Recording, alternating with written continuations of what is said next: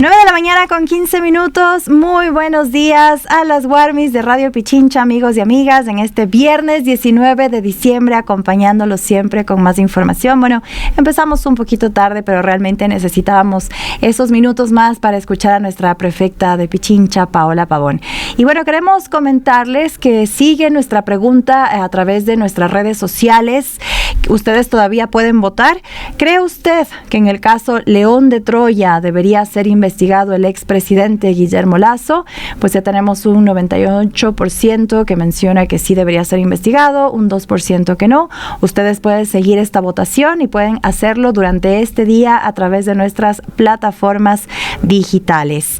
Y bueno, ahora sí también queremos saludar a quienes están ya conectados con las Warmis, así que ustedes también pueden escribirnos a través de nuestras plataformas digitales, comentarles con la primera información del día, decirles que el día de hoy, desde las 10 de la mañana, familiares y allegados de Alison Altamirano se concentrarán en la Fiscalía del Cantón Quero, esto en Tungurahua, para exigir al Estado verdad, justicia y memoria, esto por el femicidio de la joven universitaria de 23 años. Alison estaba a punto de graduarse como veterinaria, soñaba con abrir su propio consultorio, esto en el Tena, su ciudad natal, cuando fue brutalmente asesinada el 22 de noviembre de 2025 en Ceballos. Por este crimen, 4 jóvenes permanecen procesados por el presunto delito de femicidio con prisión preventiva en la ciudad de Latacunga. El caso se encuentra en etapa de instrucción fiscal que concluye ya este 23 de diciembre. La familia denuncia también intentos de evadir responsabilidades, pide que el proceso avance con celeridad y sin omisiones, así como la sanción máxima para todos los implicados. ¿Qué mencionan desde la familia? Pues nos arrebataron a nuestra hija, nos destruyeron como familia y también convocan a la ciudadanía a acompañarlos en esta jornada de memoria y exigencia de justicia. Ya saben, el día de hoy, en pocos minutos, a las 10 de la mañana, esto en la Fiscalía del Cantón Quero en Tungurahua, para pues buscar verdad, justicia y reparación, y sobre todo por la memoria de Alison, quien apenas estaba por cumplir muchos sueños, por graduarse, por seguir construyendo su vida, y lamentablemente esta vida fue arrebatada. En otros temas lamentables también, contarles que el pasado 16 de noviembre, esto en Avenida República del Salvador, en el norte de la capital, 2 sujetos armados que se movilizaban en una motocicleta asaltaron a un ciudadano que circulaba por esa zona, y también en el video que circuló en redes sociales se podía apreciar que dispararon, incluso para despojarlo de sus pertenencias.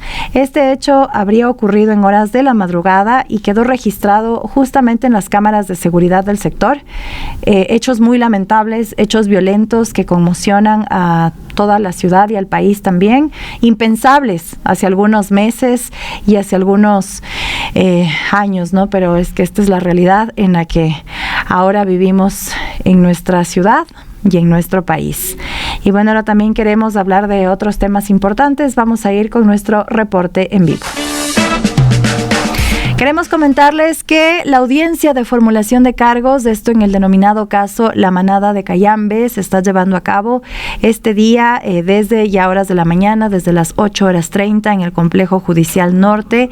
Aquí organizaciones sociales, familiares y amigos exigen al Estado ecuatoriano pues justicia para las adolescentes víctimas de este atroz hecho, sanción a los profesores violadores, así lo mencionan, y también a sus encubridores, una reparación integral y escuelas seguras.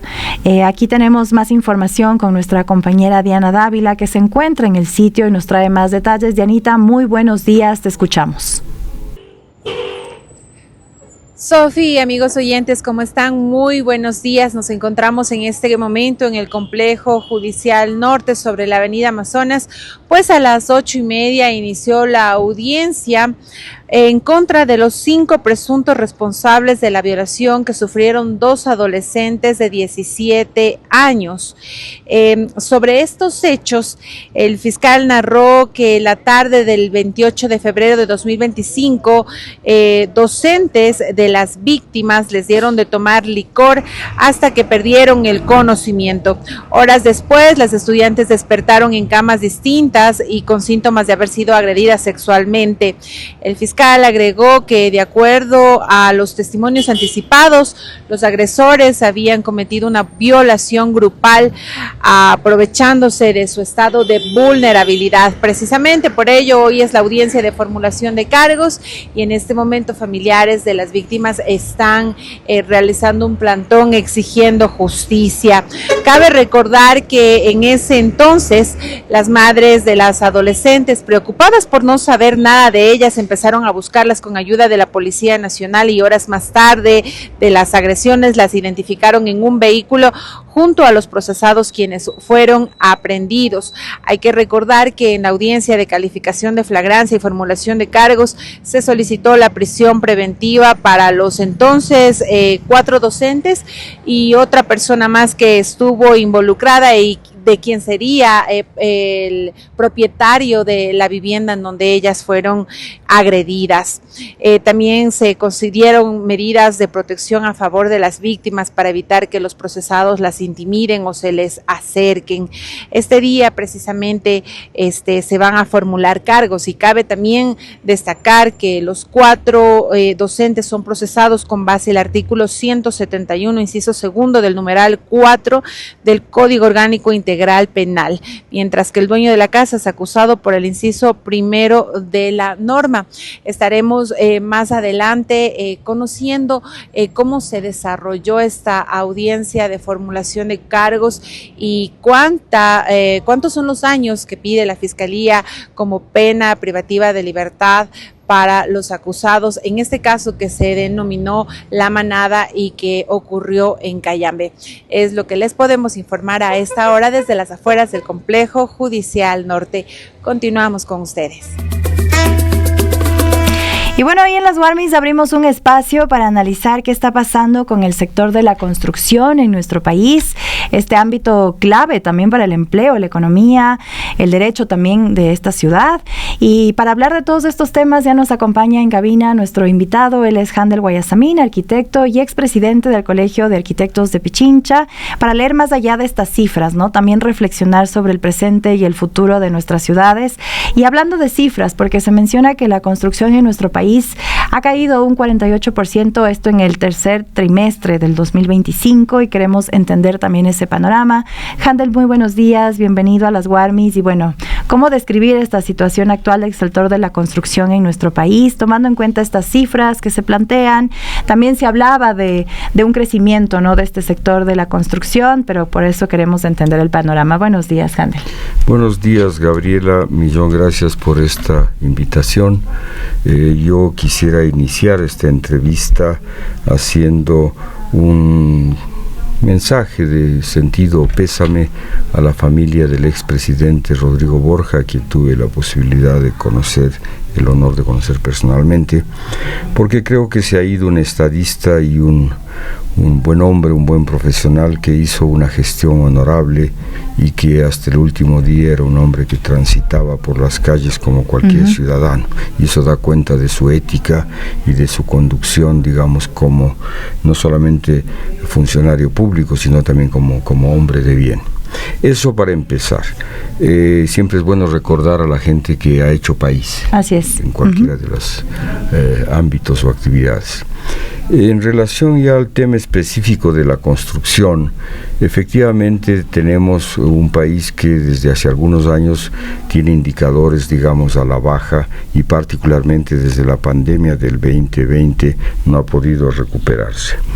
Esta situación tiene que ver obviamente con varios factores.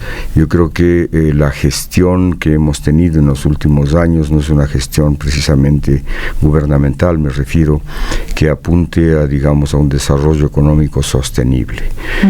Son procesos en los cuales, digamos, quienes ejercemos la profesión o estamos ligados al sector de la construcción, tenemos enormes dificultades, no solo de acceso al crédito, el tema de la tramitología, los procesos son complejos. Quito vive particularmente una situación, digamos, muy delicada en ese sentido, y es por eso que las inversiones se desplazan a otras ciudades del país. Pero al mismo tiempo, digamos, yo creo parcialmente en estas estadísticas, porque si se habla de una disminución en un porcentaje tan alto como el 40 y algo %, sin embargo, creo que esas estadísticas no son fieles a la realidad, porque no llegan a todos los sectores. Y yo llevo 47 años ejerciendo la profesión y nadie me ha venido a preguntar cuántos trabajadores tengo, qué inversiones se dan en las obras, etcétera. No hay. O sea, son simplemente las grandes empresas que están obligadas a llevar unos registros, pero en este país en donde, en Quito, estamos cercanos al 70% de la informalidad en la construcción, y en otras ciudades opera el 80, el 90%, entonces las estadísticas no reflejan esta realidad. Y más bien tenemos realidades contradictorias, porque yo creo que el país además es un espacio de lavado este momento de fondos que vienen de fuentes no claras, o al menos, digamos, no transparentes, porque hay mucho fondo que viene justamente del tema del narcotráfico, etcétera, y que el sector de la construcción es una de las áreas de inversión más importantes, en donde todo se lava y todo supuestamente se legaliza. Entonces, estamos viviendo esa situación. Tenemos además un sector que sin duda aporta al PIB de manera significativa, tiene una inserción de empleos directos e indirectos que superan los 300,000 trabajadores en el país, y eso de manera directa, pero hay otros sectores que están vinculados a la construcción, que son proveedores, ferreterías, etcétera, etcétera. O sea, estamos hablando de un sector muy importante que no está suficientemente atendido, diría yo, por la política de Estado o política gubernamental. Bueno, ningún sector está atendido por este gobierno. Y Handel, en ese sentido también, ¿cómo comprender lo que está ocurriendo en el sector de la construcción? Mencionando también el tema de la mano de obra, también este empleo informal, el subempleo. ¿Cómo afecta a estos sectores también a la economía de las familias? Porque una cosa, como bien menciona, es hablar de estas grandes empresas inmobiliarias, ¿no? Pero, ¿qué decir de las empresas pequeñas, muchas de ellas también familiares, que deben sostener también un porcentaje de mano de obra y que hoy por hoy está siendo muy complejo considerando la crisis actual? ¿Cómo está afectando eso también al empleo y a la economía de las familias? Es muy complejo porque sin duda yo creo que la mayoría de esta masa laboral se articula en condiciones de no estabilidad. Son muy pocas las empresas en el sector de la construcción las que tienen, digamos, una planta estable, fija, con una afiliación al seguro y con todos los beneficios.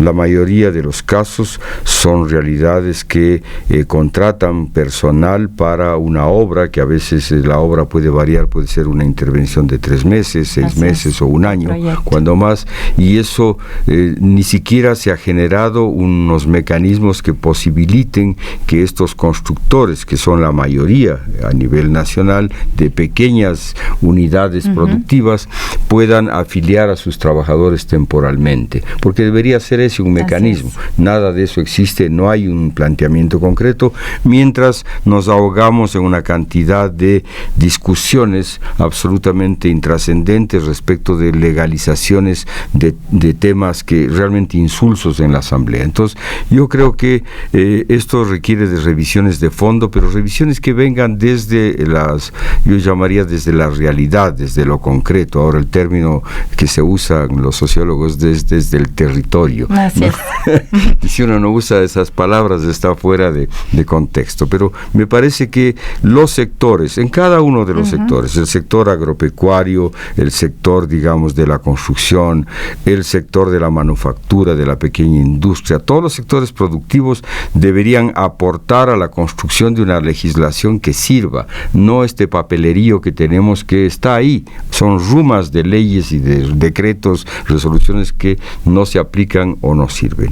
Y creo que hay que tener una visión de futuro, de desarrollo, porque hay temas que ya no soportan más, digamos. La ciudad de Quito, si uno recorre esta ciudad, y pongo este ejemplo porque es el que más conozco, pero tiene un desbordamiento de sus límites. Ya las fronteras agrícolas están rotas, uno va a sectores como al sur Cutuclagua, por ejemplo, y encuentra un desarrollo urbano que es impresionante, ¿no?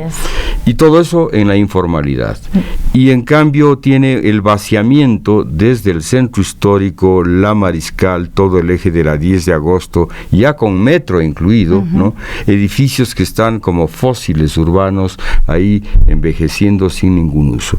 Porque eso supone una revisión de normativa para convertir edificios de oficinas, proceder a un reciclaje que permita generar vivienda y oferta de vivienda en propiedad y en alquiler para miles, cientos de miles de familias que estarían felices de poder vivir más cerca de los centros y no a 30, 40 kilómetros de distancia, lo cual provoca unos desajustes bestiales. Entonces, ahí hay temas de política urbana que tienen que ser necesariamente revisados para cambiar las dinámicas, inclusive de las inversiones en nuestras ciudades, ¿no? Y justo mencionaba Handel hace un momento algo muy importante, ¿no? Y es este tema de que existiría, ¿no?, este abandono estatal, no solo en el sector de la construcción, sino en varios de los sectores, y aquí es también esta falta de política pública justamente para esclarecer todo este tipo de normativas, el desarrollo que se podría ejecutar, el desarrollo económico. Y en ese sentido, Handel, ¿qué papel deberían cumplir esas políticas públicas para, por ejemplo, incentivar nuevamente la construcción, considerando responsable, sostenible, como ya lo mencionaba también, sin caer en la informalidad? ¿Qué estrategias concretas se podrían proponer para reactivar este sector? A ver, de hecho yo creo que la política pública es fundamental porque es presencia del Estado en una sociedad.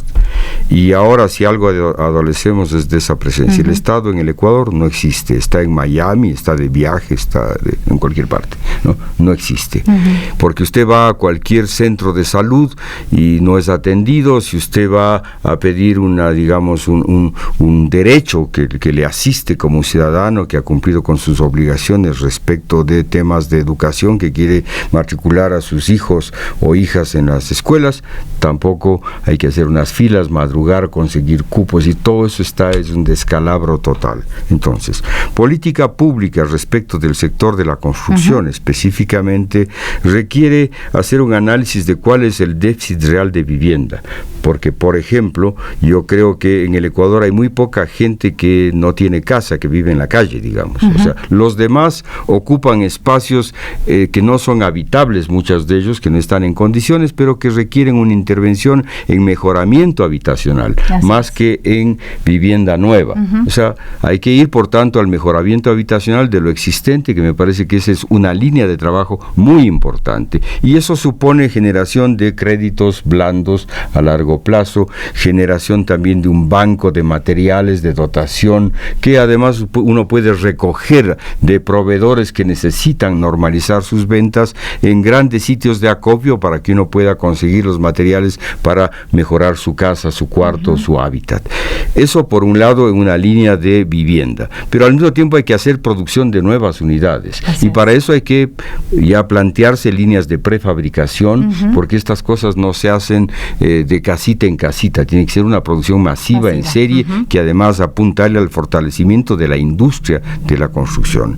Luego tiene todos los programas de intervención en áreas históricas, donde tenemos un patrimonio con, digamos, miles. Yo creo que el inventario que hicimos en el Colegio de Arquitectos de 4,000 y pico de unidades de edificaciones en nuestro centro histórico, había cerca de un 30% que estaban cayéndose, y eso hace ya una década. Entonces, eso sigue en un proceso de deterioro y no hay política pública de intervención en estas áreas, que además hacen que Quito sea la ciudad patrimonio cultural de la humanidad, y que estamos aquí a pocos años. El año 28 serían los 50 años de la declaratoria de Quito Patrimonio Mundial, y entonces creo que deberíamos exhibir cosas de aquí a 3 años. Ya deberían estar en ejecución. O sea, son las grandes tareas. Luego, todos estos temas de vaciamiento que requieren intervenciones de política pública, pero además de eso está la inversión inversión pública del Estado, que es inversión pública en infraestructura, en vías, en fábricas, en una cantidad de elementos que generan empleo. Y obviamente este gobierno hace aguas por todo lado, porque inclusive de los fondos asignados para este año 25, que creo que son 486 millones para obra pública, no se ha ejecutado ni siquiera el 70% de esas asignaciones. Entonces, o sea, ¿de qué estamos hablando? Estamos hablando de que existe un estado de total irresponsabilidad, que tiene una indolencia respecto de los problemas sociales, que tiene un alejamiento de esta noción de cultura de país, de historia milenaria, que es son unos incultos, unos insensibles, porque cuando se producen los hechos de violencia en el país, ni siquiera son capaces de emitir un comunicado de pésame a la familia de las 4 familias de los asesinados en las Malvinas. No hay ese documento, no existe. O sea, ¿eso de qué habla? Habla de una insensibilidad brutal.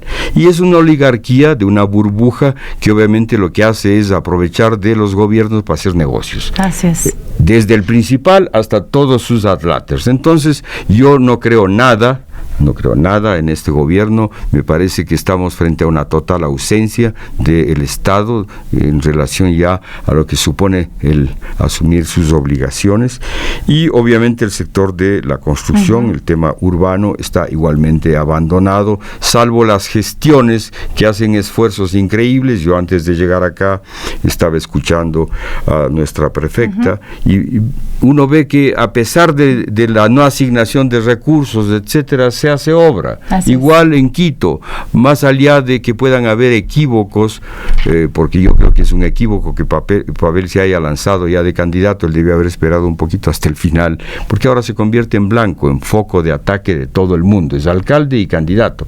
Entonces tiene que medirse eso en el asesoramiento de la política, pero la labor que está haciendo es una labor sólida, que tiene un resultado en lo social, en lo económico, etcétera. Entonces creo que esas cosas hay que verlas objetivamente y no con estos filtros que la gente tiene del anticorreísmo, de los filtros, digamos, de estas visiones solo del ombligo, de lo que me interesa a mí y a nadie más, ¿no?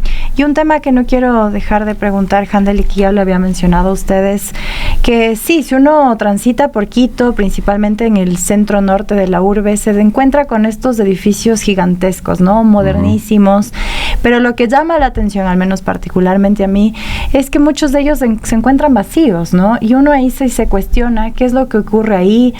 Usted mencionaba, ¿no?, esta presunción de que podría haber lavado en este sector, pero también es entender qué pasa con eso, quién otorga esos permisos, o es que existe falta de control de las autoridades competentes. ¿Qué ocurre con este tipo de edificaciones y construcciones? Bueno, por un lado, la existencia de esos edificios obedece a que en las gestiones anteriores hubo un urbanismo a la carta. Es decir, al que tiene más plata, tiene más altura de edificación, etcétera, etcétera.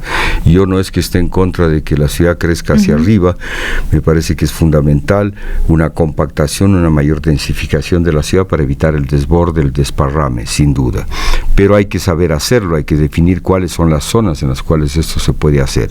Pero usted no puede crear, digamos, esta arquitectura que yo la llamo fálica, ¿no? Que lo que hace es generar alrededor unos entornos que van muriéndose, porque si usted está por detrás de un edificio de estos y ya no tiene ni vista ni sol, tiene que vender eso en el precio que le den, porque eso ya no sirve. Entonces, tiene usted un componente de manejo abusivo de poder con funcionarios que generaron esta normativa y que ahora, al día siguiente que terminó su gestión, son funcionarios de la empresa que conocemos, Uribe Schwarzkopf, con nombre y apellido, ¿no? Hay un funcionario que es el que se encargó de aprobarles toda la normativa y ahora es funcionario de ellos, ¿no? Entonces eso es inmoral, eso es impresentable, por un lado. Y por otro lado, ya los temas estos de una economía en la cual yo mismo no distingo, si uno tiene nietos y va a una reunión de padres de familia de un colegio de clase media, etcétera, ¿quién de los que estamos ahí tiene una economía legal, ilegal? O sea, está perforado todo, y está perforado todo desde el ámbito de la sociedad civil hasta los ámbitos del Estado, policía, ejército, función judicial, etcétera, etcétera. Entonces tenemos realmente una realidad que Colombia la vivió hace mucho tiempo y que se ha trasladado lamentablemente a nuestro país en las últimas décadas, ¿no? Y bueno, Handel, para finalizar, ¿qué mensaje le daría también a la ciudadanía y desde su experiencia también como arquitecto, urbanista, también pensando en estos espacios públicos, en la democratización de estos espacios, sobre cómo entender a la construcción y la importancia de entenderla, no solo como esta actividad económica, sino como parte esencial de la calidad de vida y en este caso de las quiteñas, los quiteños, del futuro también de nuestra ciudad? Porque cuando hablamos de vivienda, y bien ya lo mencionaba usted, es entender el factor social tan importante, ¿no? Que es de dar dignidad, dar una vivienda a una familia. ¿Qué mensaje le daría? Un mensaje es como ciudadano de a pie que tiene que ver con el hecho de que uno no puede abandonar los territorios para que sea la delincuencia la que los tome, los asuma. Uno tiene que pelear estos territorios porque esta es nuestra patria, es una patria maravillosa, con gente maravillosa, y entonces uno tiene que defender el país, sus derechos y el derecho no de uno, sino colectivamente de esta población maravillosa que tenemos, que se ha ido forjando, digamos, durante siglos y miles de años. Eso como ciudadano. Y lo otro es ya como profesional, que cada cosa que uno hace tiene que ponerle, digamos, como se dice, alma, corazón y vida para que esas intervenciones sean intervenciones que sirvan, que funcionen, que perduren en el tiempo y que además sean bellas. Porque creo que las revoluciones son éticas y estéticas, o sea, son transformaciones reales a la manera de ser, de hacer y de celebrar de las personas. Entonces creo que ese es el camino. A todos nos toca en territorios a veces muy limitados, es la familia, son los amigos, es el barrio, es la vecina, el vecino. Por ahí tenemos que trabajar porque eso va construyendo de a poco. Lo otro, a veces el gran discurso, esta cosa que es hasta demagógica, no sirve para nada. Muchísimas gracias al arquitecto Handel Guayasamín por acompañarnos esta mañana, por ayudarnos también a entender un poco más de qué ocurre en el sector de la construcción, pero también, como bien lo menciona, aprender en comunidad también a construir estos espacios públicos que son nuestros, a defenderlos, a entender también que la vivienda también es un derecho que nos corresponde como ciudadanos de esta ciudad, de este país, así que es muy importante comprenderlo. Muchísimas gracias a él. Y bueno, ahora vamos a ir con nuestro espacio publicitario. Gracias a ti.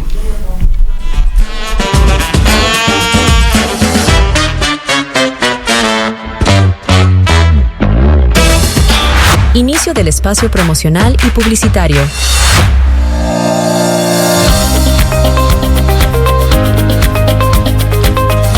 Y en esta Navidad, regálate el mayor detalle que puedes darte. Tiempo para ti. En Cruz Roja Pichincha pensamos en tu bienestar y por eso lanzamos una promoción especial para estas fiestas. 2 limpiezas faciales profundas por solo $50. Es el momento perfecto para renovar tu piel, despedir el estrés del año y comenzar el 2026 con frescura y luminosidad. Nuestras limpiezas incluyen aplicación de colágeno, ácido hialurónico, lifting o regenerador, ideales para hidratar, rejuvenecer y devolverle suavidad y brillo natural a tu rostro.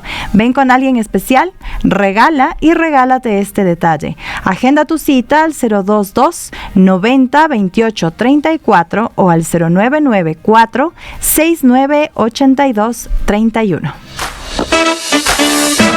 Y ya estamos de regreso en su programa de las Warmis. Y bueno, también queremos saludar a quienes están conectados a través de nuestra transmisión en vivo en nuestras plataformas digitales. Un fuerte abrazo para ustedes y para quienes también están conectados a través de la 95.3 FM y 94.5 FM al noroccidente de Pichincha. Ahora queremos comentarles una noticia muy importante para Pintag, y es que progresa con obras, casi 5 kilómetros de nuevas vías asfaltadas que conectan, impulsan el trabajo y dan más seguridad a su gente. Y aquí también que menciona la prefecta de Pichincha, Paola Pavón: cuando invertimos en vialidad, invertimos en futuro. Escuchemos sus declaraciones. Si vives en Pintag, te tengo una buena noticia. Tú sabes lo que era entrar o salir de la parroquia. lleno de baches, de huecos. Este tramo tan cortito del parque a la E35 se hacía infinito. Esa historia ahora cambió. Estamos inaugurando la vía de acceso hacia el parque de Pintac. 1,5 millones de inversión y casi 5 kilómetros de vía nueva. Gracias por la vía.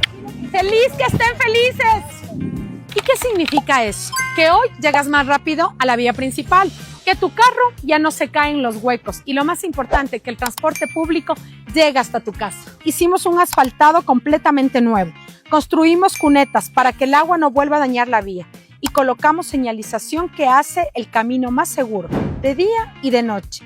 Todo esto pensado para que la vida diaria en Pintac sea más fácil, más segura y con más oportunidades. Porque cuando le ahorramos tiempo a la gente y cuidamos de su vida, su producción y su turismo, hacemos de esta la Pichincha invencible.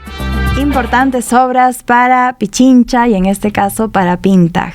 Ahora queremos comentarles que la ONU respalda la modernización del trolebús en nuestra capital, descarta también las irregularidades. Este organismo señaló que el proyecto se ejecutó conforme a convenios internacionales y a las normas de la ONU. Escuchemos más en el siguiente reporte. La Oficina de las Naciones Unidas de Servicios para Proyectos UNOPS, organismo especializado en adquisiciones públicas, infraestructura y gestión de proyectos, reafirmó su compromiso con Ecuador y el fortalecimiento de sus instituciones públicas. Así, en relación con el proyecto de modernización del sistema de transporte urbano de Quito, UNOPS precisó: el proyecto de modernización del sistema de transporte urbano ejecutado por UNOPS en apoyo a la empresa pública metropolitana de transporte de pasajeros se ha desarrollado conforme a los términos de los convenios internacionales y en apego a las normas, políticas y procedimientos aplicables de las Naciones Unidas, alcanzando los objetivos técnicos y operativos previstos. El proyecto para la renovación de la flota de trolebuses beneficia mensualmente a 1,2 millones de usuarios y ha registrado más de 19 millones de viajes desde su puesta en operación, con cerca de 2 millones de kilómetros recorridos. UNOPS indicó que desde el punto de vista técnico, el proyecto cumplió y superó las especificaciones y estándares nacionales aplicables, incorporando mejoras que fortalecen la seguridad de los usuarios y la calidad de servicio. Además, señaló que el proyecto tuvo reconocimiento mediante su participación en el Foro Internacional de Transporte Rápido de la Unión Internacional de Transporte Público en Curitiba, Brasil, en noviembre de 2024.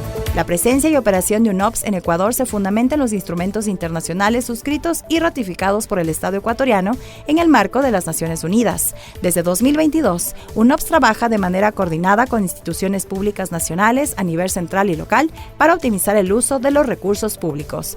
Todas sus operaciones se rigen por estrictas normas y políticas de las Naciones Unidas en materia de integridad que prohíben prácticas fraudulentas, coercitivas, colusorias y antiéticas y cuentan con mecanismos claros de prevención, control y respuesta, indicó UNOPS.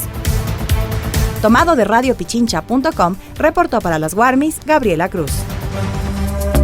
Importante información para la capital y bueno, también queremos saludar a quienes nos escriben. Lili Játiva decía saludos a Handel, Raúl Ricaurte, excelente entrevista Handel Guayasamín, esclarecedora a tope, gran información, así que Handel, si todavía nos escucha por ahí, nos dijo que sí, así que le envían también un fuerte saludo y abrazo.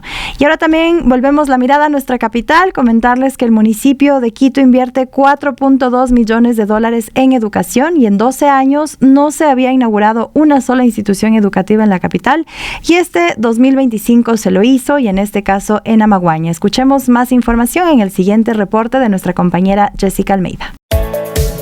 En 12 años no se había inaugurado una sola institución educativa en Quito y este 2025 se lo hizo en Amaguaña. Las 20 unidades educativas municipales renovaron este año equipos, tecnología, bibliotecas, laboratorios, entre otros. Así lo informó el secretario de Educación del municipio de Quito, Zadkiel Cárdenas. El Cabildo invirtió 4.2 millones a fin de garantizar condiciones académicas dignas a casi 27,000 estudiantes de las instituciones educativas municipales. Una de las obras más importantes de este año fue la inauguración de la unidad Julio Moreno Peña Herrera, ubicada en la parroquia de Amaguaña, que tuvo una inversión de 3 millones. La institución educativa cuenta con una planta de tratamiento de aguas residuales, es decir, que tiene cisternas donde se recogen las aguas servidas que posteriormente son purificadas para ser arrojadas al río. Zadkiel Cárdenas detalló que se adquirieron 35,000 libros y se contrataron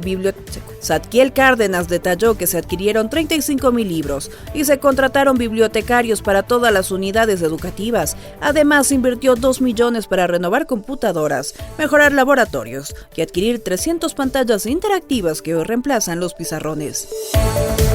Cárdenas remarcó que el sistema municipal goza con un doctor, odontólogo, nutricionista y psicólogo. En este inicio de año escolar también se colocaron sistemas de videovigilancia y altos parlantes en todas las instituciones educativas. El municipio de Quito también impulsó la recategorización de docentes y la apertura para nombramientos definitivos. De otro lado, en los centros de desarrollo infantil se garantiza las 4 comidas diarias a menores de 5 años. Para las Guarmis informó Jessica Almeida. Importantes obras en el sector de la educación para nuestra capital. Y ahora les comentamos que el viernes 2 de enero de 2026 pues será feriado no recuperable, así lo dispuso el gobierno nacional, y esta jornada suspendida, lo cual no será recuperable, y los trabajadores pues no deberán reponer estas horas correspondientes únicamente al viernes 2 de enero. Tenemos más información en la siguiente nota en la voz de nuestra compañera Gabriela Espinosa. El presidente de la República, Daniel Noboa, dispuso la suspensión de la jornada laboral del viernes 2 de enero de 2026. Esta disposición amplía el feriado nacional por Año Nuevo a 4 días consecutivos, desde el jueves 1 hasta el domingo 4 de enero. La decisión consta en el decreto ejecutivo número 249, firmado el 17 de diciembre. La disposición rige tanto para el sector público como para el privado. El documento establece que la jornada suspendida no será recuperable, por lo que los trabajadores no deberán reponer las horas correspondientes a ese día. Con esta resolución, el Ejecutivo rectifica lo anunciado días atrás por el ministro del Trabajo, Harold Burbano, quien había señalado que el viernes 2 de enero sí sería sujeto a recuperación. El decreto presidencial también dispone que, pese a la suspensión de actividades laborales, se garantice la continuidad de los servicios públicos esenciales. Entre ellos constan el suministro de agua potable, energía eléctrica, atención en salud, operaciones del cuerpo de bomberos, funcionamiento de terminales aéreas, terrestres y fluviales y servicios bancarios. Tomado de la web de Radio Pichincha, reportó para las Guarmis Gabriela Espinosa. 9 de la mañana con 55 minutos, ya estamos de regreso y bueno, queremos hablar hoy en el programa de las Guarmis de un tema que ha cargado pues de mucha fuerza a personas que están defendiendo sus territorios, las consecuencias de la explotación petrolera, y justamente queremos hablar con Mayra Piaguaje. Ella es lideresa del pueblo Siecopay, integrante también de la Unión de Afectadas y Afectados por las Operaciones Petroleras de Texaco Chevron, de UDAPT, y con quien queremos hablar sobre esta deuda histórica que tienen las comunidades de estos territorios, ¿no? Esta contaminación en nuestra Amazonía, la injusta obligación de pagar millones a una empresa que ha sido responsable de esta catástrofe ambiental. Y justamente para entender todo este panorama queremos hablar con Mayra Piaguaje. Mayra, muy buenos días, bienvenida a las Guarmis. Y bueno, cuando se habla de esta contaminación ambiental, esta contaminación petrolera, a veces suena como abstracto, ¿no? Incluso muy lejano para quienes desde la ciudad lo hablamos, pero ustedes que están allá en las comunidades y lo han vivido en carne propia, ¿no? Y cómo entender cómo han vivido tantos años con esta contaminación, cómo es el día a día también para las comunidades y para las familias Siecopay. Buenos días, Mayra. Buenos días, mi nombre es Consuelo Piaguaje, también soy parte de este proceso de que lleva dentro de la UDAP.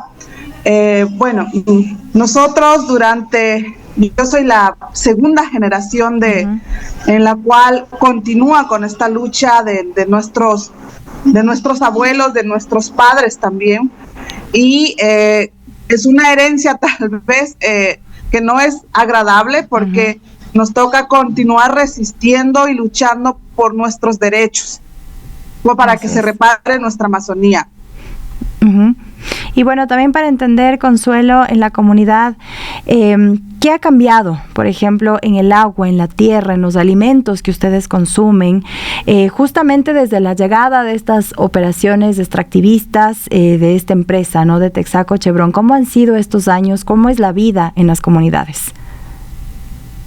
Bueno, aquí sobre todo en la región amazónica es bastante complicada en tener accesos en servicios básicos como el agua potable. Nosotros en las comunidades no tenemos servicios básicos, tenemos vertientes de agua, tenemos pozos, en el cual nosotros hemos sufrido muchísimo a causa de esta contaminación. En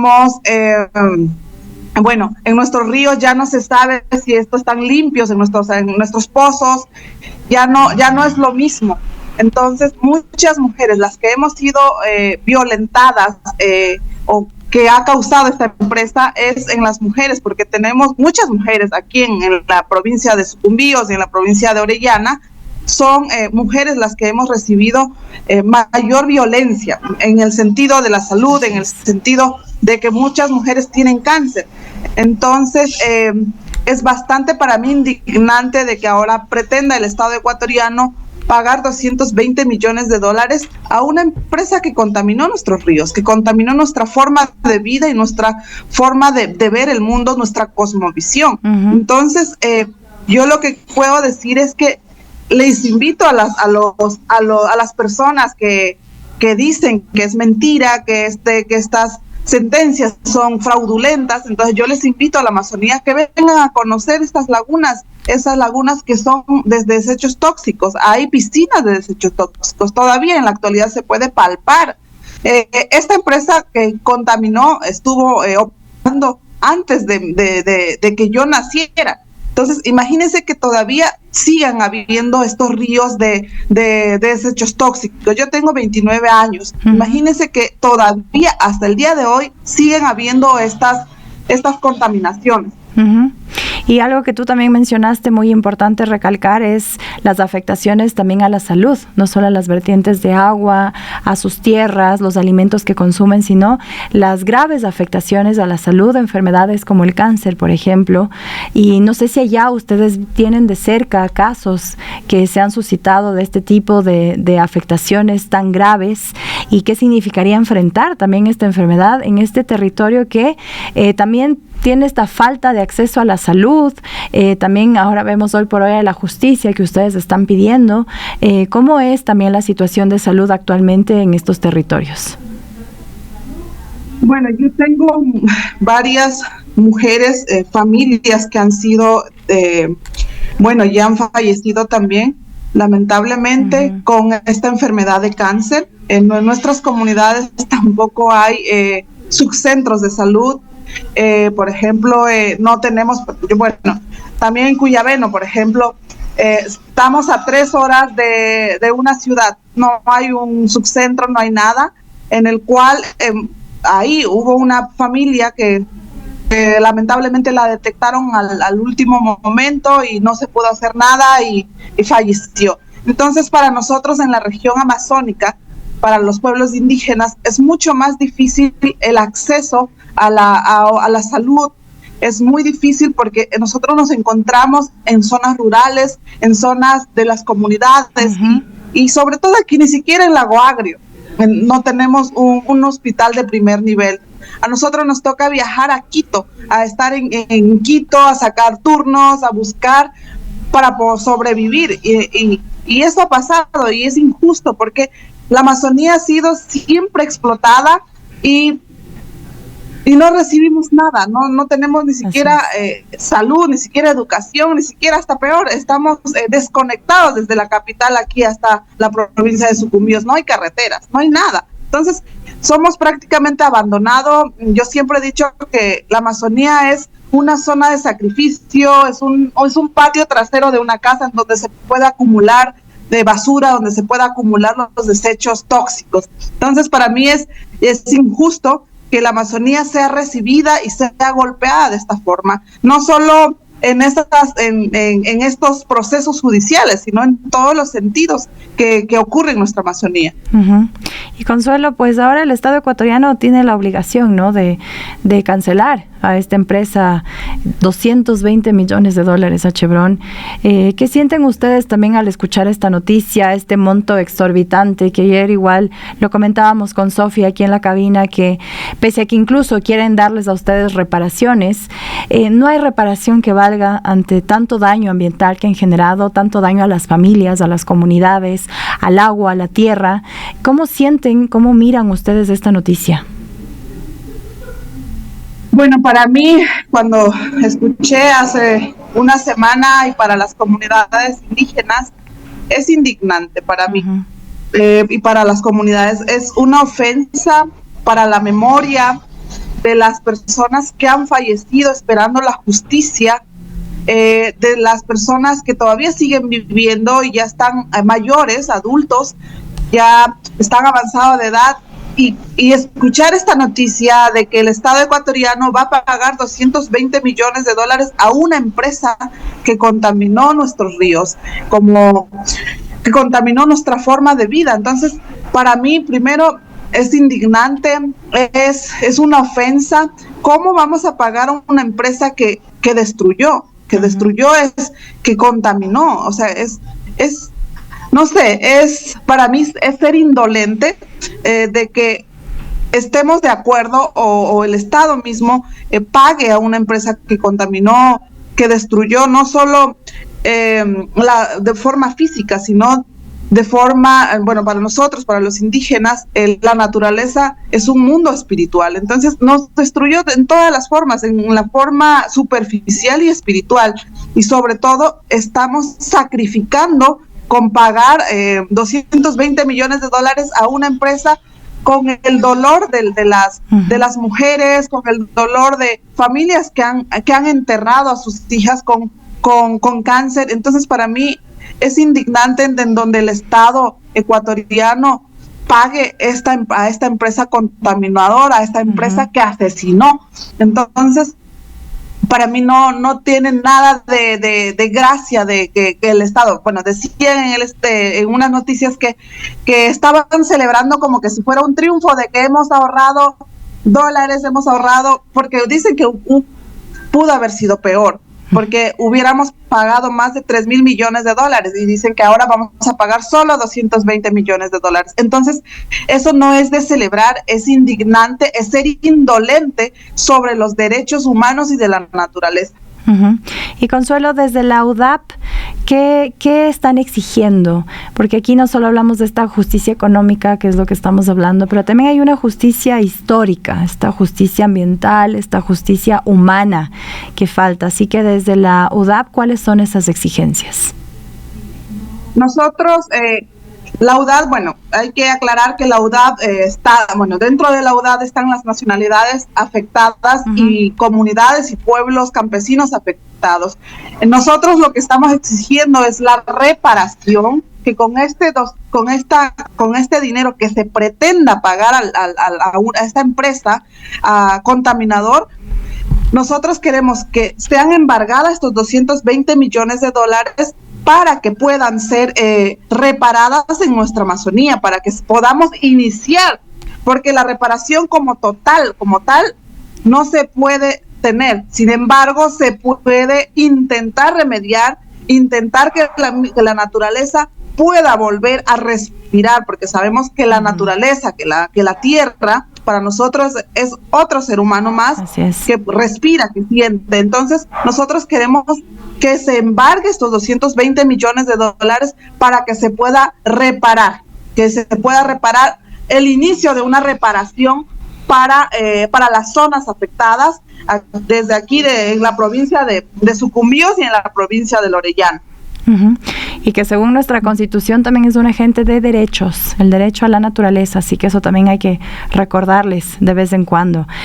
También queremos conocer, Consuelo, ustedes siempre, desde allá las mujeres amazónicas, sosteniendo a sus territorios, a sus comunidades, y en este caso no está por menos decir que lo han venido haciendo a lo largo de los años. Tú ya mencionabas de tu linaje, desde tu abuela, tu madre, tu familia, cómo también ha impactado todo este tema, esta contaminación en las mujeres amazónicas, cómo ha ido también modificándose tal vez su rol de cuidadoras del agua, de la vida y del territorio, considerando también esta problemática. ¿Cómo ha sido esto a lo largo de los años? Nosotros, con lo poco que queda de que la selva está, sabemos que la Amazonía ahorita está, muchas partes de la zona está contaminada.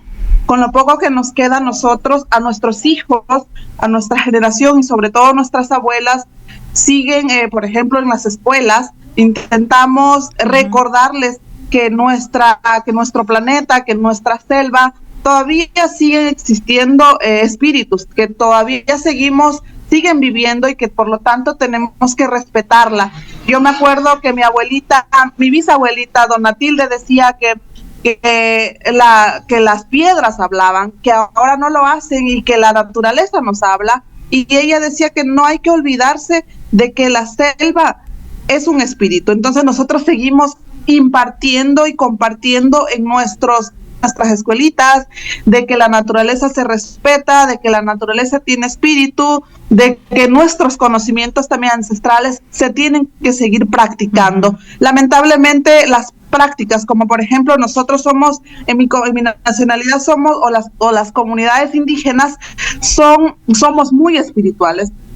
Lamentablemente, a partir de que ha ocurrido estas contaminaciones, también es difícil conectarse con el mundo espiritual, con el mundo de que ahora ya no podemos. Nosotros, por ejemplo, decía mi abuelo chamán, decía que ahora es difícil de conectarse con la naturaleza, con Oscome, por ejemplo, es el dios del agua. Ahora, ¿por qué no se puede conectarse? Porque están contaminadas el agua. No podemos conectarnos con ellos. Entonces las aguas están negras, están manchadas. Entonces, para nosotros, con lo poco de recursos que nos quedan, de que todavía la selva sigue siendo un poquito, de pronto, no tan contaminada en algunos sectores, con ellos nosotros planificamos en nuestras comunidades de recorrer nuestros territorios. Las mujeres también recorren nuestros territorios para poder cuidar esta naturaleza, esta poca naturaleza que nos queda,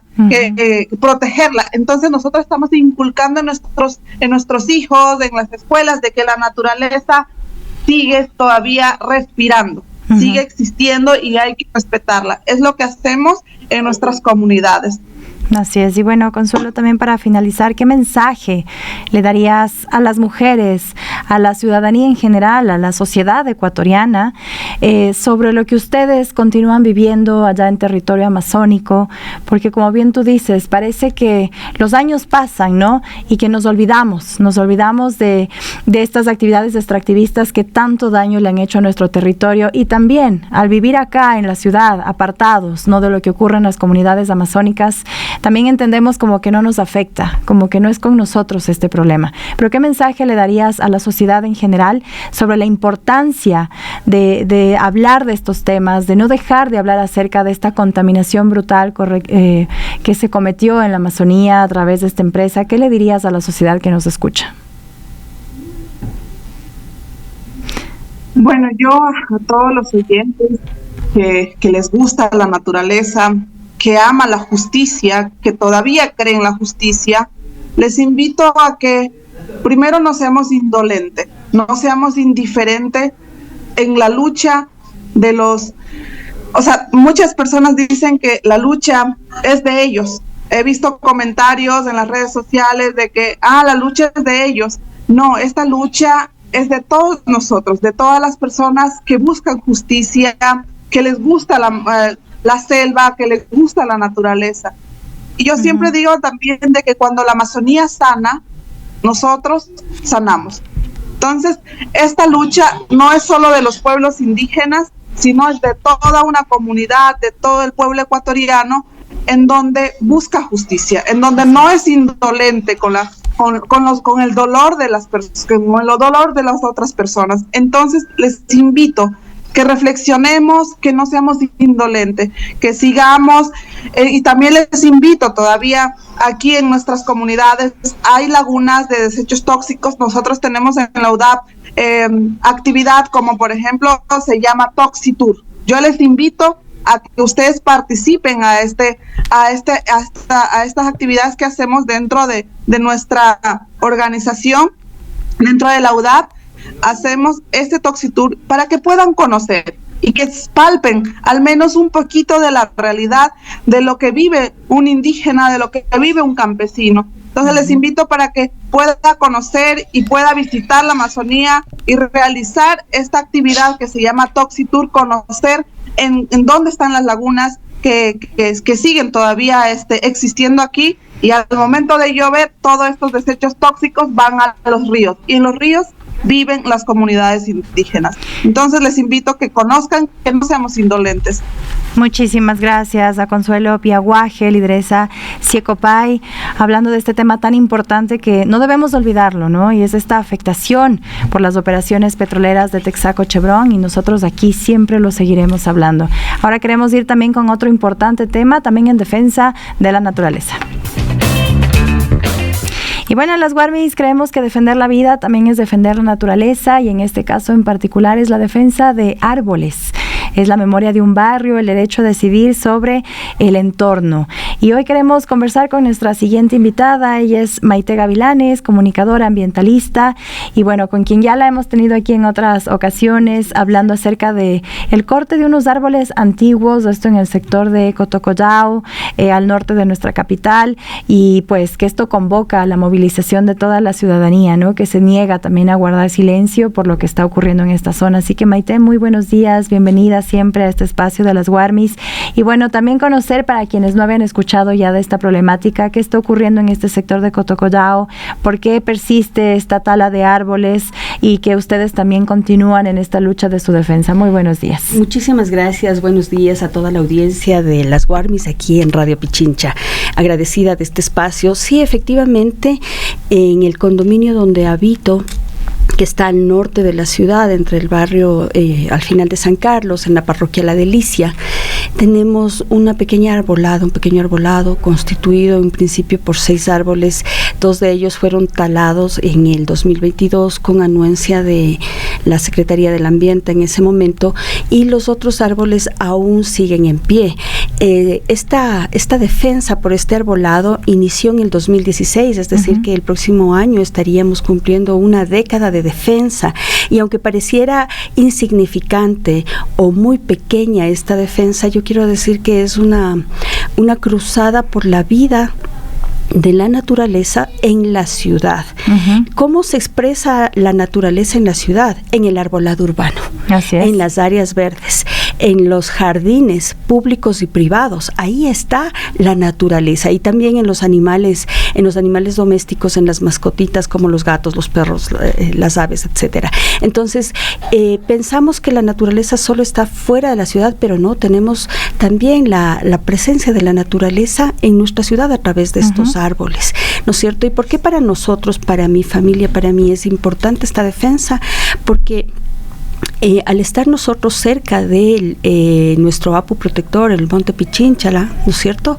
Y al haber tenido en el 2013 la salida del aeropuerto, de la zona del antiguo aeropuerto, el actual Parque Bicentenario, hay un cambio importante en la ciudad, que es un regalo para la vida, y es que deja de haber contaminación auditiva por el ruido de los aviones, etcétera, y las aves nativas de el bosque protector de Pichincha, de las cercanías, empiezan otra vez a volver al sector. Entonces yo me encuentro con frecuencia que tengo gavilanes, que tengo quilicos, que tengo búhos, que tengo tangaras que vienen a cazar, que tengo inclusive aves transitorias que vienen desde la parte del noroccidente y han encontrado en toda esta zona hasta el Bicentenario, en la laguna, pequeñas aves que son migratorias o temporales, que van y vienen y hacen en momentos de Quito su espacio.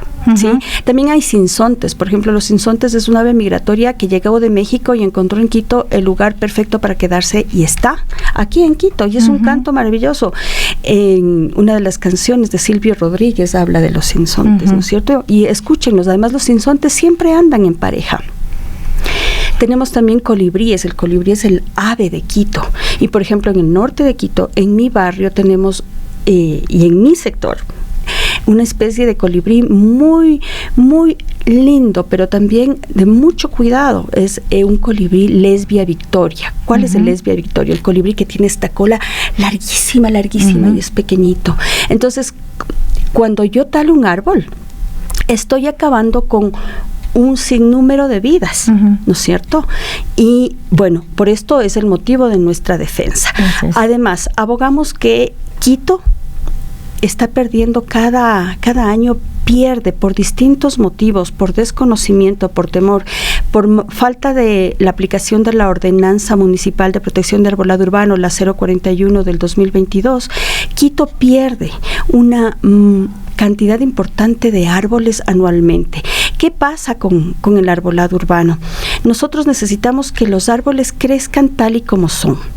Invito a la ciudadanía que tiene en sus jardines árboles a no darles forma. No necesitamos un jardín decorativo para nuestra vista, necesitamos árboles que puedan crecer, desarrollarse, vivir naturalmente, es decir, estar como en estado silvestre.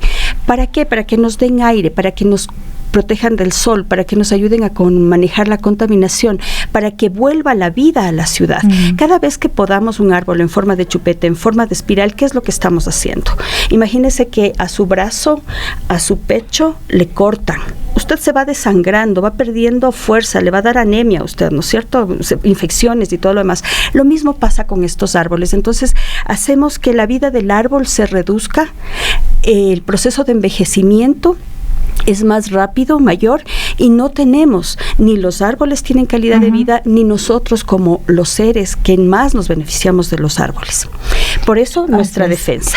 Ahora, y justamente, Maite, queremos conocer qué acciones están emprendiendo y también conocer qué respuestas, si es que las han recibido ya de las instituciones municipales, ambientales, de las autoridades competentes. Esto es muy importante porque aquí me siento un poco asfixiada, y es ambiguo lo que está pasando. La última vez que estuve en Pichincha Universal teníamos en 2 semanas una entrevista con la concejala Blanca Paucar, quien nos recibió en su despacho para conocer este caso. A través de la convocatoria a esta reunión también se convocó a la Secretaría del Ambiente, a la representación de la Administración Zonal La Delicia, y fueron tanto los personeros de la Secretaría del Ambiente como de la Administración. La jefa de ambiente de la Administración de La Delicia. Se acordó que yo volviera a hacer una cita para hacer específicos los pedidos que habíamos hecho desde enero del 2025 hasta ese momento que era agosto. Para ser concreta, tuvimos la reunión. Nosotros habíamos puesto en múltiples pedidos que los árboles no se deben talar. Hay un informe que está vigente de la Secretaría del Ambiente que dice que los árboles están sanos, que están en buenas condiciones y que requieren una valoración anual. Entonces, el primer resultado de esta visita a la concejala Blanca Paucar y la subsiguiente visita en la Administración Zonal La Delicia es que en el mes de junio del 2026 se hará la nueva valoración, y eso es una ganancia porque ya tenemos una fecha que en el mes de junio del 2026, y esto quiere decir que la directiva del condominio no podrá hacer ninguna otra acción en contra para generar una posibilidad de tala. Eso fue muy positivo. Sin embargo, la directiva del condominio, como acciones un poco irracionales, cercó todas las áreas verdes. Ahora no podemos acercarnos a las áreas de jardines ni áreas verdes, dañando el acceso a los espacios públicos y que también las mascotas se vean afectadas. Ante eso, la Administración Zonal La Delicia no ha dicho nada. Bienestar Animal tampoco ha dicho nada. Tengo que seguir en el seguimiento de estos procesos. Y otra cosa importante es que nosotros tenemos en el arbolado principal está compuesto por pinos y cipreses, pero en los espacios alternos tenemos palmeras. Las palmeras también son especies exóticas, sin embargo son especies importantes. ¿Por qué? Porque tienen también, en mi caso, en el condominio, cerca de 40 años. Y las palmeras son árboles muy resistentes, son especies muy fuertes y muy adaptativas. Entonces, estas palmeras fueron objeto de una poda antitécnica terrible. Tú podrías ver aquí la fotografía. Fueron y las cortaron casi a la mitad de las hojas, desmocharon también. ¿Para qué? Para poner unas cámaras que ya habían, pero querían poner otras cámaras más. Entonces, aquí es importante mirar cómo, a pesar de todas las acciones que hacemos de defensa, la directiva del condominio se sigue negando a conocer lo que dice la ordenanza de protección de arbolado urbano. Dentro de lo que dice la ordenanza tenemos el artículo, el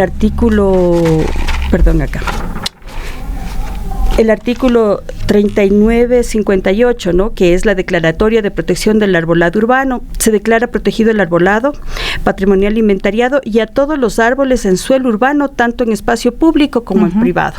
Y seguimos aquí en esta disyuntiva. Este es un espacio privado, la ordenanza dice claramente esto, y la Administración Zonal La Delicia me saca el cuerpo. Me dice, es que es un espacio privado y ahí no podemos hacer nada. Estoy desde el mes de agosto buscando una socialización, porque ese fue el segundo acuerdo en la oficina de la concejala Paucar, una socialización con la directiva del condominio y los condóminos para conocer la ordenanza. Y la directiva boicotea, pero la Administración Zonal La Delicia me dice en cartas, nosotros estamos dispuestos a hacer, sin embargo, no podemos incidir. Dice, en virtud de lo expuesto y considerando las competencias de las entidades, se recomienda un proceso de retroalimentación dirigido a los propietarios del condominio. Sin embargo, nosotros no podemos hacer la convocatoria. Y ahí hay otra situación un tanto ambigua. Me mandan a mí la información, yo soy la peticionaria, mi familia es la peticionaria, pero no me responde la Administración Zonal a mí primero, responde a la directiva. Entonces hay ahí como un contubernio, una conversación, un algo extraño, no adecuado, y se genera malestar. No hemos podido hacer esto, y solo quiero concluir con algo importante. Ya no son solo los pinos y los cipreses, ahora son las palmeras. Es la cerca también que impide el acceso al espacio público. Y la Administración Zonal La Delicia no hace nada. La ingeniera Carla Guerrero, nosotros pedimos nuevamente que venga, haga una visita, la hizo, y que nos diga qué pasa con las palmeras, ¿no? Las palmeras sufrieron una poda antitécnica. La ley dice que deben ser multados cuando esto pase, y en el informe la ingeniera Carla Guerrero, jefa de la unidad de ambiente, dice que las palmeras tienen cierto amarillamiento en las hojas desde la zona media, y que puede estar asociado al estrés, a la falta de estructura y que se ponga materia orgánica y otras cosas, pero nunca está hablando de lo que hubo. Entonces, no pasa nada. Invitamos a que se cumpla la ley, porque si no, la ordenanza es letra muerta. Así es. Bueno, Maite, muchísimas gracias por hablar de este tema tan importante. Aquí siempre el espacio de ustedes. Por aquí también nos comentan, linda entrevista a la gran Maite Gavilanes, por su militancia con la naturaleza, Saúlos, Raúl Ricaurte. También Gaby Capa dice, gran tema, es una pena lo que están haciendo con los arbolitos. Año a año nos quitan los árboles de la Fernández Salvador, por ejemplo. Así que, bueno, aquí tenemos otros comentarios. Con esto ya queremos ir cerrando nuestro espacio de las Guarmis. Queremos mencionarles que tenemos 2 pases de cortesía para la muy señora Navidad en Mari Crisis in the Dark. Esto es de nuestra querida Monse Astudillo, siempre muy querida acá en este espacio, que nos ha dejado 2 cortesías, pero es para esta noche. Así que quienes nos están escuchando y las 2 primeras personas que nos escriban, sea a nuestra transmisión o sea a nuestro WhatsApp al 0996 11 7795, al 0996 11 7795, pues se llevan estos 2 pases para disfrutar junto a la Monse en este Mari Crisis in the Dark, que es esta noche a las 20 horas en el Teatro San Gabriel. Así que quienes nos escriban, estamos atentísimos, pues serán merecedores de estos 2 pases de cortesía de nuestra Monse Astudillo. Y con esto, bueno, ya nos despedimos. Ustedes sigan conectados a la señal de Radio Pichincha. Se vienen las noticias, el Kike Show que ya me bota por acá, y con las Guarmis hasta el lunes.